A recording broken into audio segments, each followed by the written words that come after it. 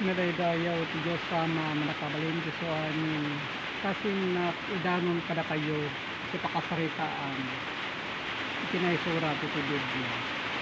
Kakas idon orana sa bukil ni Adan. Kas mabasa iti muna Korinto 15 iti 45. Kasmut nga adda anay surat iti umuna a tao ni Adan imay nagbalin kararwa as bibiyag. Yung iti maudi nga Adan nagbalin amay sa nga espiritu amang biyag.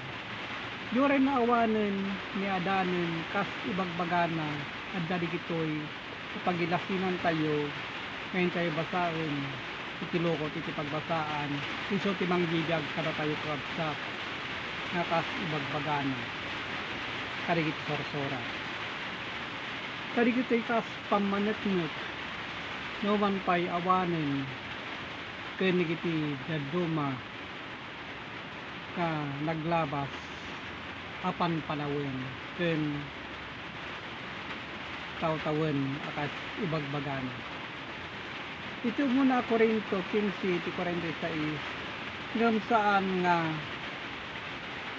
imon una iti ng spiritual ludiket iti linalasag kaidi kasi bagbagana kas linalasag laeng na may panggap iti daytoy alubong ngam no kada tayo nga adda anayin spiritual kasi di pa nagpamati iso di gitoy amutay kuma ikagilakin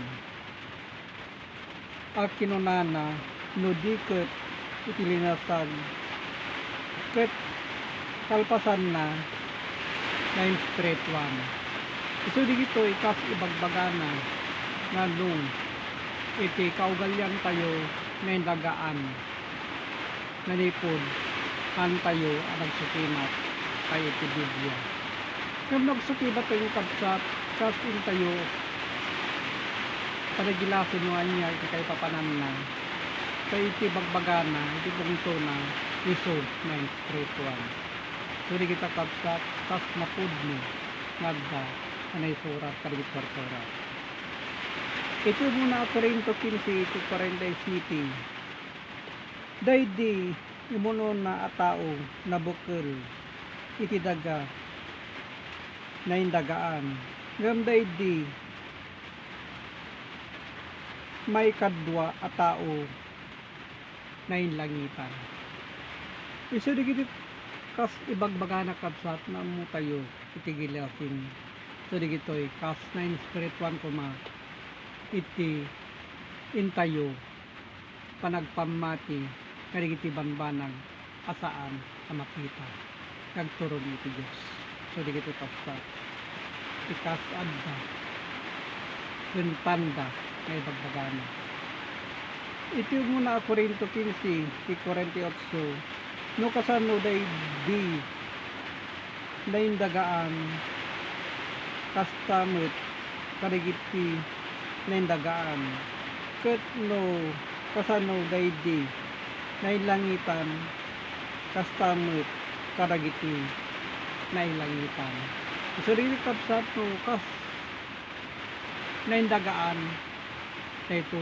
lubong ket no na kas iti na spirituan uno na gloryaan iso tagturong sa dingato iso nga mo tayo kuma kagilasin na kas ibagbagana iti muna Korinto 15 iti 49 ket no kasano iti naindagaan maala tayo met iti ladawan dayjay nainlangitan so kung maala tayo magkakabsat no kasano iti palakaala tayo iti naindagaan abanag uno na inlubungan so di kita iti addad ko'y kasapulan tayo nga maala tayo makakabsat iti nailangitan nagibase tayo iti linaw ti Biblia kas na spiritual nagturo sa dingato So di kita kapsat kasi ibagbagana iti pamanot-not